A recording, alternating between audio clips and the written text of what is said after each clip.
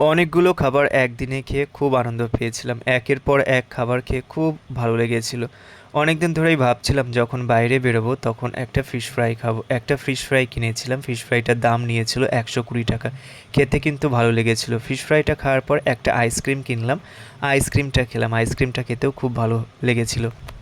আইসক্রিমটা খাওয়ার পর সোজা চলে গিয়েছিলাম বিরিয়ানির দোকানে। সেখানে গিয়ে 1 প্লেট চিকেন বিরিয়ানি কিনেছিলাম। চিকেন বিরিয়ানিটা খেয়েছিলাম, খেতে কিন্তু খুবই ভালো লেগেছিল। চিকেনটাও খুব ভালো লেগেছিল। বেশ অনেক দিন পর বাইরে চিকেন বিরিয়ানি খেলাম, খুব ভালো লাগলো। তারপর চিকেন বিরিয়ানিটা খাওয়ার পর আমরা চলে গিয়েছিলাম একটা রেস্টুরেন্টে। সেখানে স্টার্টারে প্রথমে দেখো কত কিছু দিয়েছে।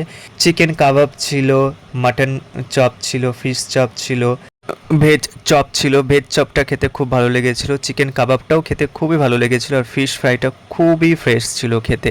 এতটাই সুস্বাদু কী বলবো, খুবই ভালো লেগেছিল খাবারগুলো। চাটনি, পাঁপড়, মিষ্টি দই, রসগোল্লা, আরও অনেক কিছু, দেখো সন্দেশ রয়েছে।